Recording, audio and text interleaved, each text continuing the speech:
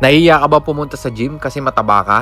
So eto na ang pinakamagandang paraan para makapag-workout ka kahit nasa bahay ka lang.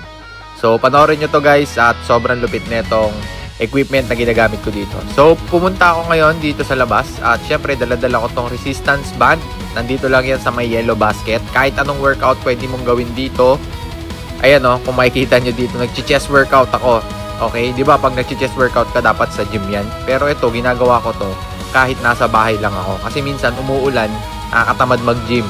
So, ayan, kung makikita nyo yung unang ginawa ko ay, ano yun, cable crossover yun. Pangalawa namang ginawa ko dito yung ayun na nasa ilalim. Target area naman nito sa upper chest natin. Okay, ayan o. Tingnan nyo yung upper chest ko, napapump.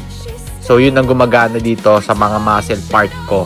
So, ayan, kung wala kayong equipment, wala kayong mga dumbbell, ito lang bilhin nyo guys, magagawa nyo na lahat. Pwede na kayong mag-back dito, pwede na kayong mag-shoulder, pwede na kayong mag-chest. Ayan o, kung makikita nyo. Ayan, dito naman, nakaluhod naman ako dito. Target naman ito sa middle chest natin. Ayan o. O, diba? Ayan, alternate naman yan. Kung kanina sabay, ito alternate. Ayan, kompleto na ng equipment to. Isasabit mo lang, ididikit mo lang kung saan-saan. At syempre, ang pinakamaganda dito, napakamura lang. Huwag mong tipirin yung health mo.